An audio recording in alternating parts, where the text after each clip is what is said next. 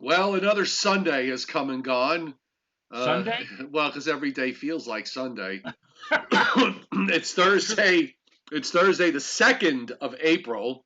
We're Yeah. now in the second quarter, and it's 7:01 p.m. Eastern Time. And he is Joe Rayo, and I'm Joe Cioffi, and welcome to the Joe and Joe Weather Show. Yes, indeed. I was out today. I walked 6 miles, and I did it with my two dumbbells with me. I have two 8 pound And what are dumbbells. they? And what are they? I was just going to say, what are they? Whether what are their names? Names, yes. No, I have two 8 pound dumbbells that I sometimes walk with. So I walked 6 miles with the dumbbells, and uh, it was funny because I'm on the North Shore, so I actually walked to a beach on Long Island Sound, and it was breezy, but I wouldn't necessarily describe it as windy. Now, Yeah, it's true. I wouldn't however, have called it a windy day either. however, I took a ride down late during this afternoon to Costco on the South Shore, which, by the way, has a gas station. Take a guess at how much gasoline was. I'll say 169. Very, I think it was 165. Wow, 165, and premium was 198. unbelievable. And I mean, that's almost a dollar cheaper on the premium side. That's almost a dollar cheaper than any of the local stations are selling premium. And a lot of the local stations here, there's a couple of them now that have gone under $2. They're most of them have been actually trying to hold that price, the price that it was before all this happened, since at the end of February, which was at around 215 to 225. So I guess they're trying to go through their supply before the next delivery, because when that comes, we're probably going to see gas down at about a buck 75 or even a buck and a half, the way it's going. But You know anyway, what else is going? You know what else is going down? Heating fuel. oh yeah, well, especially now, since it's not even, we're pretty much almost out of the heating season. Right. So yeah, I would stock up on heating. Fill your tank up to the top, which is what they usually do. But I anyway, when I got to the, probably have enough heating fuel.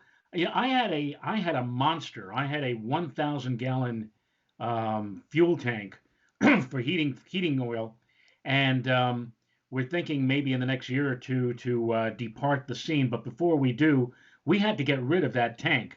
I We remember no what you we went no longer through. I, can. I I remember You, you went through with it. What you went through with that. yeah, and so we have a 275 gallon tank on the side of the house, and so you know all of a sudden we're replenishing the supply more frequently than we did when we had the 1,000 gallon tank. I've got about another month's worth of heating oil in there, but then when we load up again, probably won't have to worry about anything now once we get into the summertime, um, because there's nothing, nobody's really heating their homes. I guess at least I don't assume they will be in June, July. Well, no, no, of course not. So yeah, so there are pluses to all of this, but it's very funny. Everybody kind of jumps up and down, lauds the fact that the oil, the collapse in the oil price. Um, but in reality, that's kind of a double-edged sword. For example, I mean, as most people have pointed out, yeah, it's wonderful that the price of oil has crashed, and gasoline it's the cheapest it's been in 20 some odd years and getting cheaper, but we can't go anywhere. Okay, Right. and the other thing is, we do have we are the world's number one producer of oil now. So we do have an industry. The energy industry has really suffering greatly. It has shrunk down from what it used to be as a part of the economy. You're talking about the vast majority of energy companies in this country going out of business because of how cheap this price war that has developed between Saudi Arabia and the Soviet and the Soviet and the old Soviet Union one with Russia. So it cuts both ways. It's great to have a low oil price, but there are also a large number of people that work in the oil industry and make good salaries that they spend in local economies. It all has impact. So let's we got to remember that there are always unintended consequences for this sort of stuff. It's amazing how savvy we're all getting now with all the TV news we have to absorb and the crash in the financial markets and your 401k becoming a K without the 401, or maybe it's back up to a 201. But these are interesting times. You said it all. What else am I going to add? So the point of my story was that when I went down to the South Shore and I got to Costco and I opened the car door, the wind nearly blew me away. I mean, it was far Yeah. more windier on the South Shore, and typically that's what happens here. Now, I did notice that once we clouded over, which was after about 3 or 4 o'clock, it got overcast, and I'm out on the eastern half of the island, not in the west. But once we clouded over, the wind actually has picked up quite a bit here, and I would say it's been gusting over 30 miles an hour for the last couple of hours.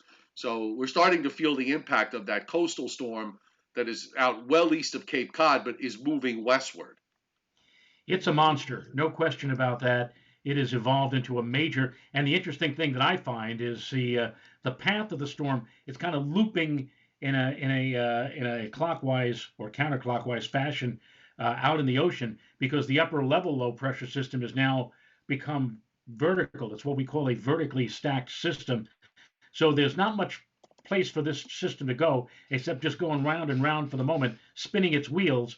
Thankfully, it is spinning its wheels about 400 or 500 miles east of here. Because if it were really close into the coast, Joe, man, we would be having some tremendous winds and also probably quite a bit of significant precipitation. And might that precipitation perhaps have fallen in the form of snow as It might opposed have been. I mean, if you had a deep enough upper low and some some to dynamic cooling was certainly possible. I have while you were saying all that, I brought up the East Coast satellite loop, and it is that low center is well defined. I think a few people pointed out yesterday, and we did mention about the fact that there might be some warm core characteristics to this, so this could very well be some kind of hybrid that or some sort of hybridization is going on. It looks like there's a little bit of a warm core there, and then notice the western edge. This is something that we don't often see.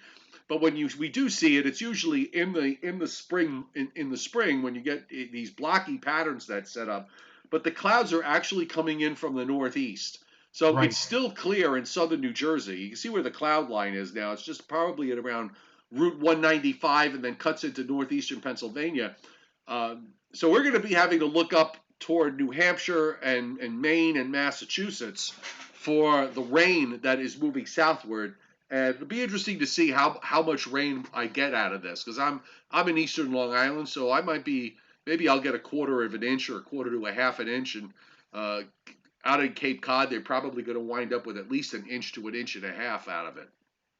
And also, there have been a couple of renegade showers across parts of the lower Hudson Valley. Now, I'm not sure whether or not those are spurious echoes, whether or not we're actually getting anything that falling from those echoes actually reaching down to the ground. But it looks like the lion's share of whatever precip we're going to get really won't begin moving in here until probably mid or even late evening tonight. And then tomorrow, it looks like if you want to use, you look up in Webster's dictionary the word drab, that's going to perfectly define what tomorrow is going to be like in and around here. A lot of clouds, still a gusty breeze, and some occasional rain or light rain or maybe just some drizzle from time to time and place to place. I got the radar up there. There are echoes showing up around I-90 that are moving south, slowly southwestward.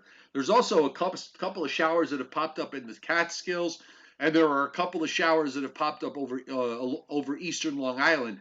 So that back edge is backing westward. It's solid coverage of rain in Maine, and that's all rain up there, by the way.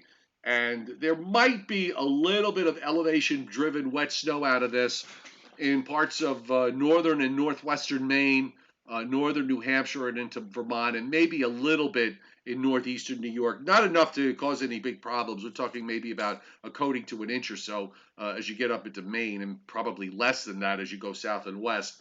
there's not a whole lot of cold air here, but certainly from the standpoint of setting up a very, a very chilly uh, onshore flow and watching this storm back westward. You're right.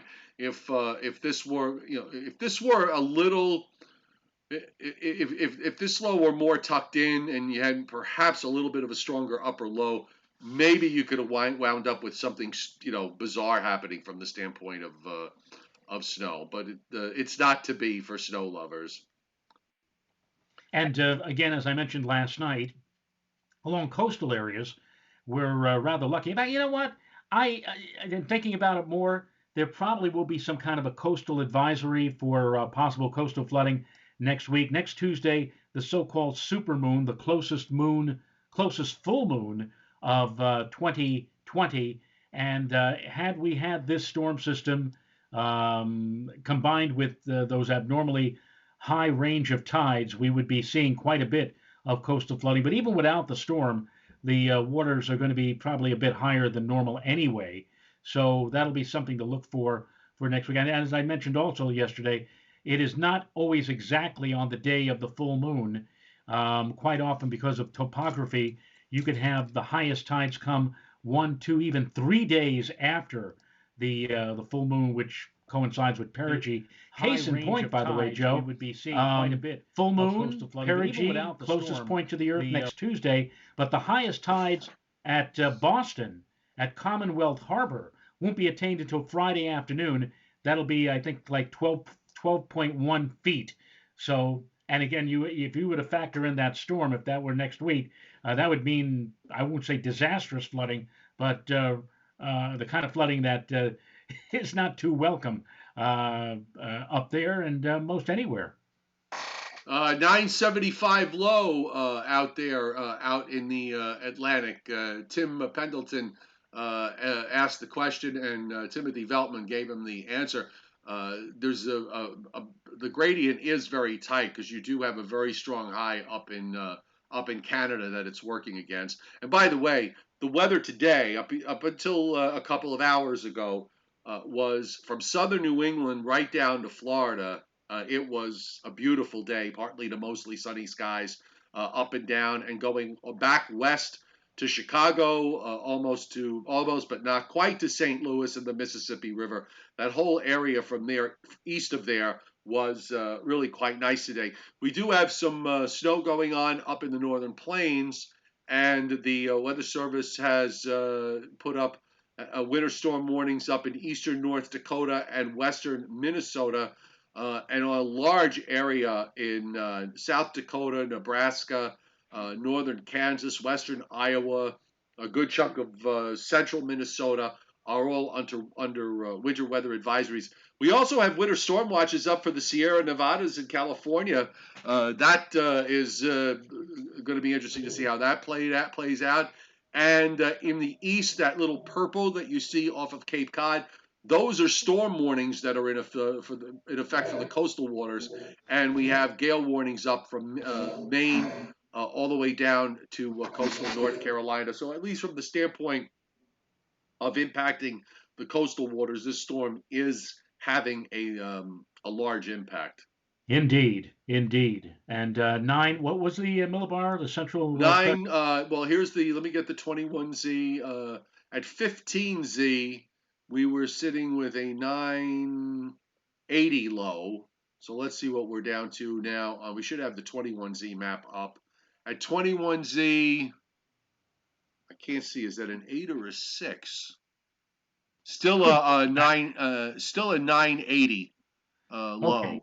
On the well, they got it as a 980. Timothy Veltman said it's 975, so we'll go with the 75. Not quite as strong. Some may remember. I think the date was February 5th or 6th, where we had a storm that passed across the lower Hudson Valley near Poughkeepsie, and the central pressure with that storm was 970 or 971, 28.6 inches of mercury. So this one not quite as deep, but still, we've had a couple of rather massive and robust systems in the Northeast this season. By the way, this is. Go ahead. I'm sorry. No, say what you will about the fact No, that oh, oh, go it's been ahead. a boring, this winter season, which for the most part it has. But nonetheless, this system we have today, the one we had in early February, you get a couple of those during any winter, and that certainly means that we've had some rather potent storm activity. They just didn't bring what you may have wanted them to bring. The pattern change you want and the pattern change you get are not always the same thing. Well, And that's right, and by the way, the high that this is interacting with, I decided brought the surface map up into northern Canada. It's a 1066 high on the oh, 21Z map.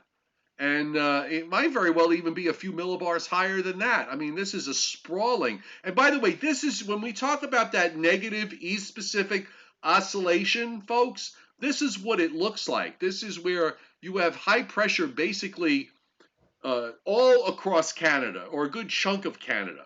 And also the fact that we have this very strong negative NAO, the North Atlantic Oscillation.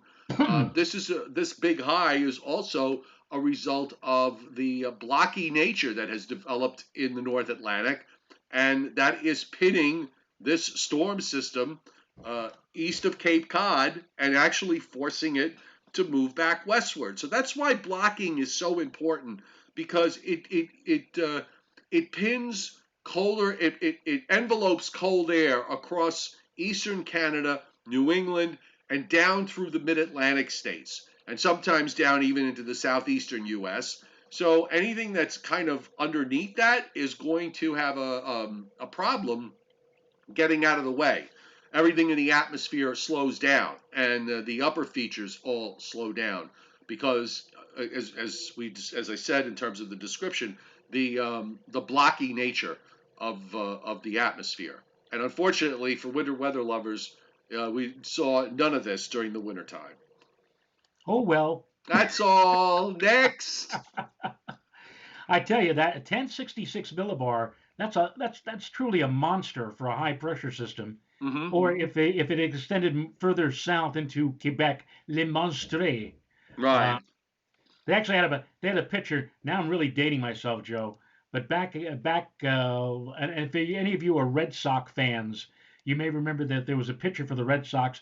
I think he stood 6'8" or 6'9", Dick Raditz, and they called him the Monster. He later became one of the original Montreal Expos, where in Montreal they called him the Le Monstre, and that's exactly what we're talking about with this high, this 1066. Now, 1066 translates into what in terms of inches? Probably on the order of what, 31.2, Something like that.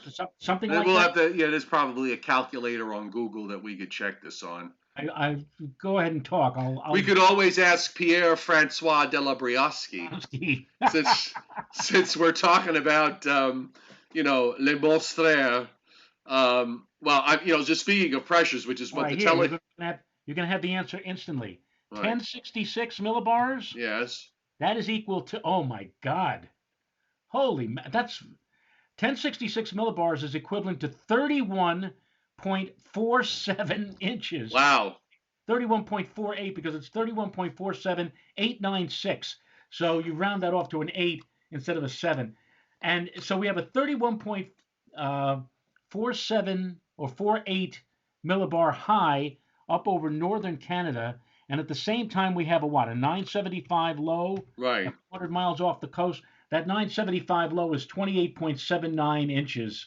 That's So, huge. there you go. We've got two massively different pressure systems, a high like 31.47 and a low 28.7. Right, and what do you have when you look at we bring up these teleconnection images. So this is where you've got your NAO is two standard deviations from the mean. Zero is the mean here.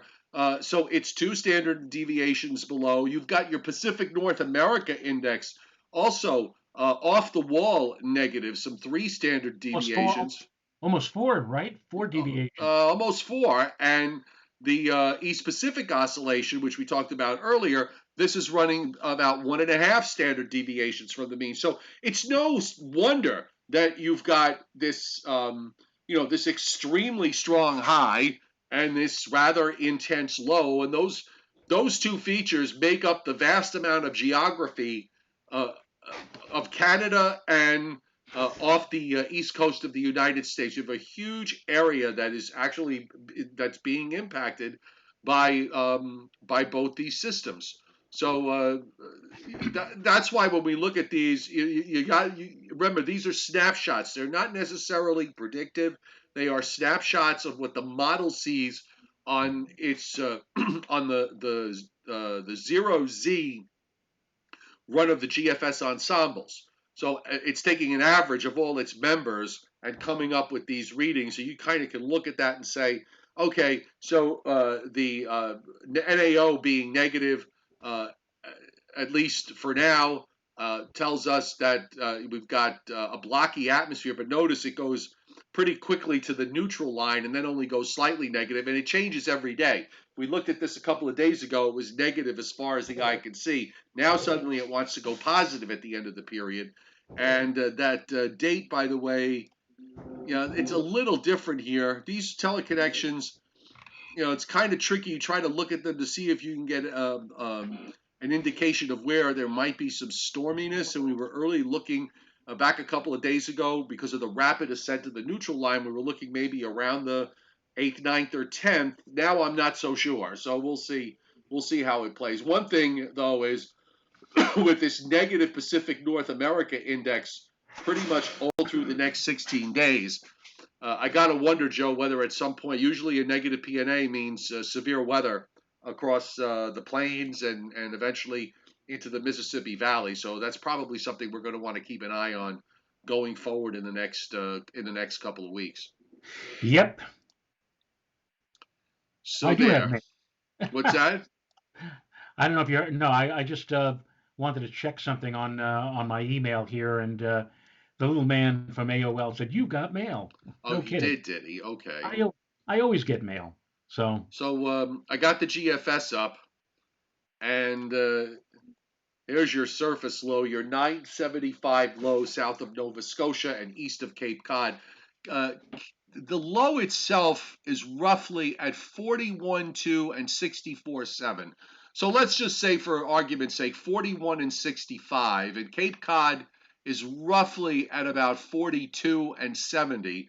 So this low is about 300 miles east of Cape Cod, not due east, but east of Cape Cod. And you can see it moves westward at least through for the next 6 or 7 hours, and then it turns southwestward. And this is where that rain area, Joe, from up in New England starts to sweep southwestward toward New York City. And this run actually even holds the rain up, getting it to southern New Jersey by tomorrow afternoon. And usually in these instances, the rain comes in bands. So you will see like a band of rain come in, and there'll probably be a break, and then another band might come in behind it. So, and sometimes you even have the sun that'll poke through in between. that's absolutely true. And very very true. Now, what did they used to call this? A neuter cane? Yeah, I think so. Remember that old Yeah. thing? But And then out it goes. It goes out. I think we're still. I'm still good with the idea of being cautiously optimistic for the weekend. Just worried maybe about a little bit of cloud cover on Sunday with well, this you know weak what? disturbance moving east, or does it all fall apart? I have to say, and I was right in the same camp with you about the weekend, but from what I looked at and from my interpretation, I'm beginning to think now that Saturday we're going to have a lot of clouds out there, Well, and you know what, Joe, we may, especially with the low out where it is, and the isobars would look like our wind is going to be like going to be east northeast, at least into Saturday, at least through Saturday morning. Let's see what the right, GFS has got, this simulated satellite here. Let's see what that shows. It's always a little bit. This tends to favor more the higher cloud tops than the lower cloud tops, so it's a little hard to see. I mean, it does still have a little bit of cloudiness. Certainly has some cloudiness here Saturday morning, and then it kind of thins out a bit as we go into the afternoon, and then it has some. See, now yesterday was showing these high clouds coming in for Sunday during the day from the system in the west, but now those look like they're much weaker on this run.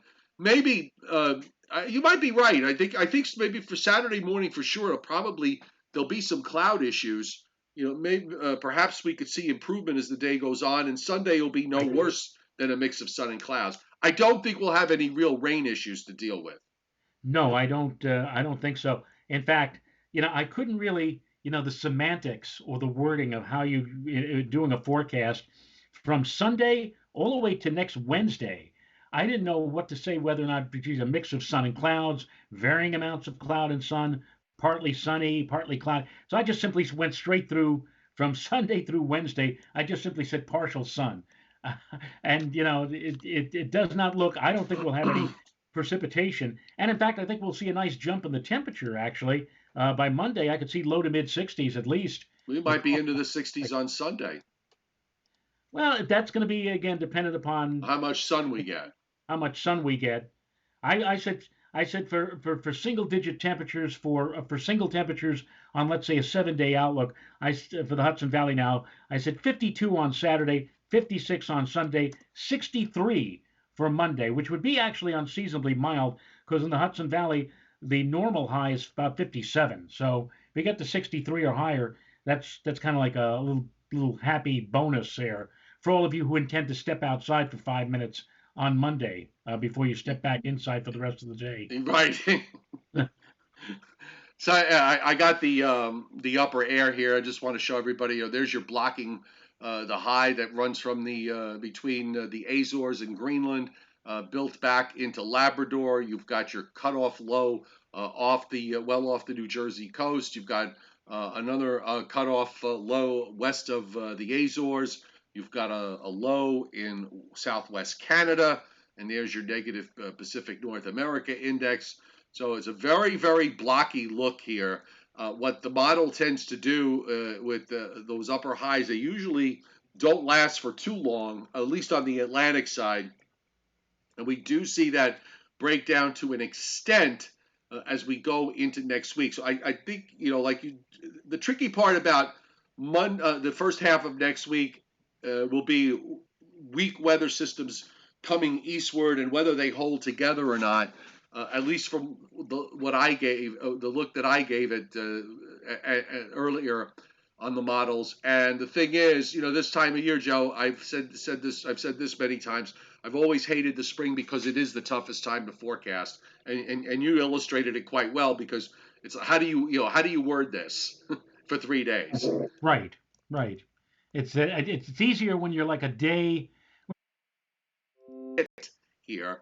So if we lose you again, we're going to wrap up the live stream soon. So if we lose you again, that's the reason. So taking a look just at the upper air going forward, it does have, looking at all this. Hang on, now it's a little stuck. Let's see if I can get it. There we go. So I'm just looking at the upper air overall. At times the NAO comes back. At times it disappears. I think what we're basically seeing is just a typical early spring upper air pattern. I don't anticipate. It doesn't look to me like we should anticipate anything major out of this going forward. So I'm gonna just bring the new GFS surface map up and let's see what little adventure it takes us on. Come on. So My wife now confirms it has gotten really windy, quote unquote. yeah, it's amazing. Once we went overcast, the wind just really took off. She also says this may be the reason why. Is that really? Do you think the reason why we're losing the internet connection, or? Yeah, yeah, Yeah. yeah, Yeah. yeah. She says it's because of the wind, Joe. Well, it could be. So here's our weather for next week, at least through the weekend, and then into next week. Again, no big weather systems, but you can see there are a few weak weather systems running around. There's something that comes along around Wednesday where most of it goes by in New England. Looks like a weak weather front of some sort. And then after that, I'm having trouble getting. I don't have anything. The GFS is actually late today. It's 7:30, and it's only. Is it late or it's just been slow to load? Let me see.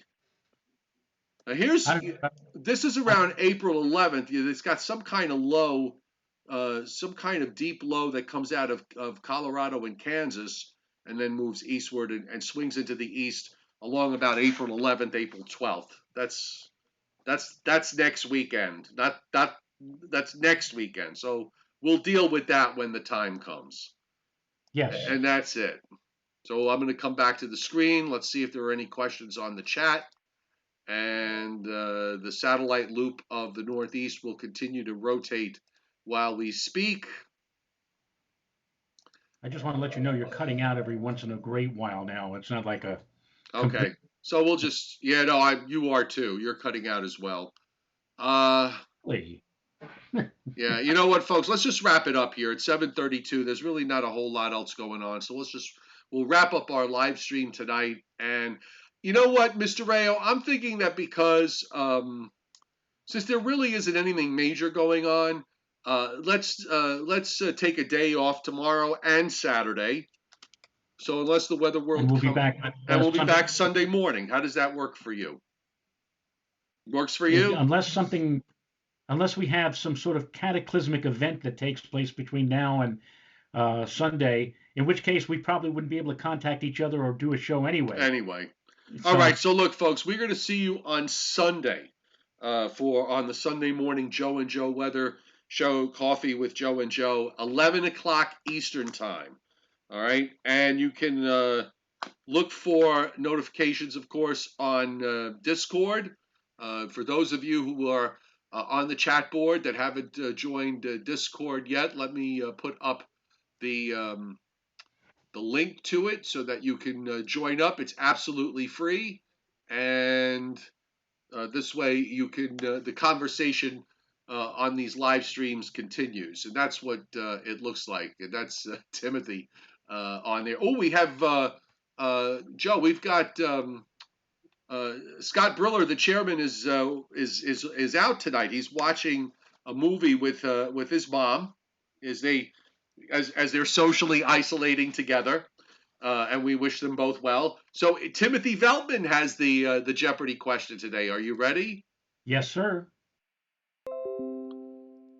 Are you with me again, Mr. Rayo?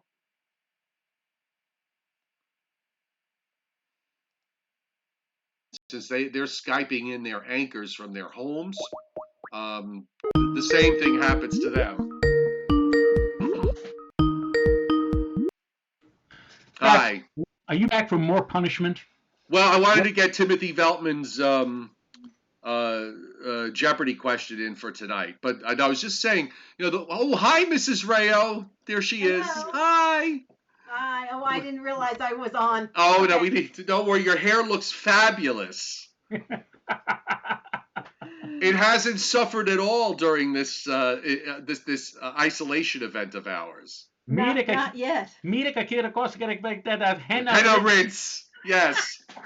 So, Ricky and Lucy. Yes. So here's the question. All right. So actually, question number 1 is. Wait a minute. What is like a 2-part question here? Okay. Or? The number of days in April where the daily low. Okay. So the number of days in April where the daily record low maximum temperature is 32 degrees or lower for the calendar day of the month. Oh God, I don't even understand the question, Tim. Did I'm reading it backwards? Convoluted. All right, hold on. I didn't. The number of now it's got me intrigued. I got to figure this out. So the number of days in April where the daily record low the record low high. Oh, okay, I got it. So the number of days or the number of times in April where the record low high temperature was 32 or lower. Oh. The number of times, and then you have to give the dates.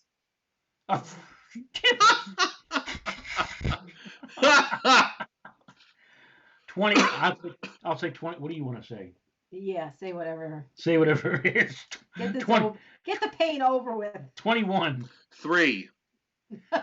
There have only been 3 days where the record low high was 32 or less. April 5th, 1882, April 6th, 1881, and April 7th, 1982.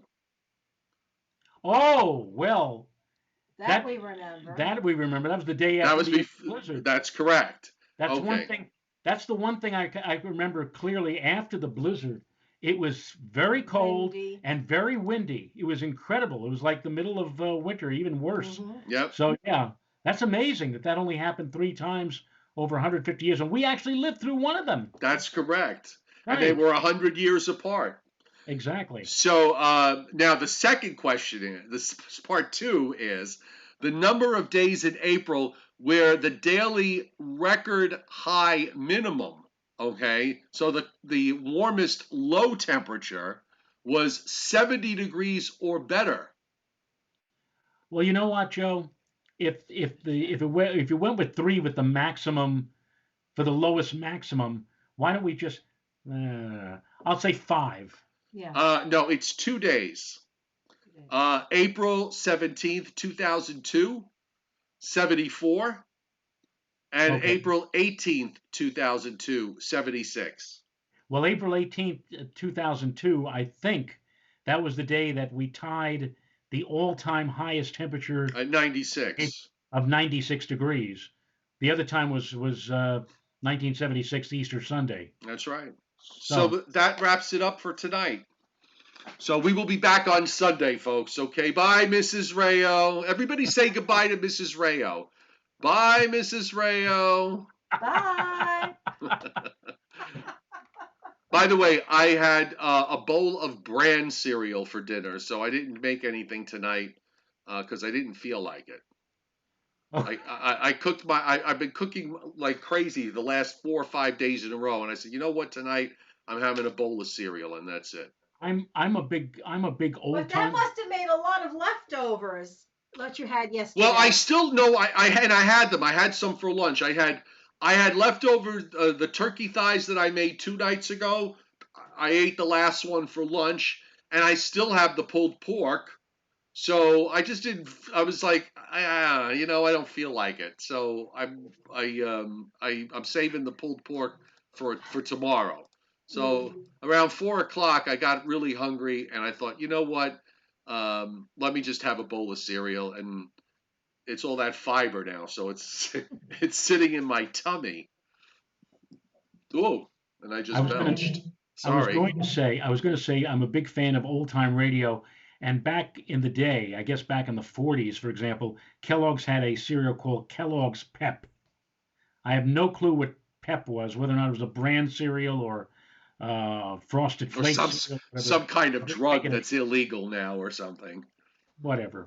All right, I don't want to disparage Kellogg's. I'm sure it was something perfect. I better be careful. I don't want to disparage Kellogg's. I'm sure it was a perfectly good cereal. I'm sorry. We grew up with sugar Frosted Flakes. Right. And then they've taken away the word sugar off of Frosted. It's the same Frosted Flakes. It's just not sugar. Or Kellogg's Sugar Pops. You remember Sugar Pops? Oh yeah, right? Sugar Pops. So they took the word sugar off of that? Yeah. Oh yeah, a long time ago. Because sugar's one of those evil words that nobody understands. Yeah, we don't want the kids to have it. The Pops are sugar and the taste is new. It's shot with sugar through and through. Sugar Pops are tops. How about well, there was also Super Sugar Crisp. You can't get enough of that Sugar Crisp. But I think they changed that too. I don't think they call it Sugar Crisp anymore. That was they took all the sugar out of the cereal. Sugar Bear, whose voice was made to sound like Bing Crosby. Yes. It's a sick world we live in, isn't it? Yeah. But you know what? As long as we get a little laughter out of it. By the way, if you really want to laugh, there's a wonderful Southern comedian who's a great who's a great storyteller, and I highly recommend. Joe, you should take a look. She's on Facebook Watch. Leanne, and easy to remember, easy to spell, Leanne Morgan. Okay. And, she's hilarious. She's just absolutely hilarious. So I don't know if any of you at home have seen her, but I think she's absolutely wonderful. So give her a look, and she talks about the kind of comedy that I love the most, and that's when you talk about your life experience, your family life, that sort of stuff. Because there's nothing funnier than the stuff that goes on day to day in your own house. And Absolutely. and if you and if that's not the case at your house, you got a problem. If your house does, if funny things don't happen in your house and in your life experience, then there's something wrong. You should be able to laugh at home. I'm a firm believer of that, and to laugh at yourself. Yep. Yep. So anyhow, end of lecture. See you on Sunday. At 11 o'clock sharp. See you on Sunday. Good night, Joe. Good night, everybody, and we'll see.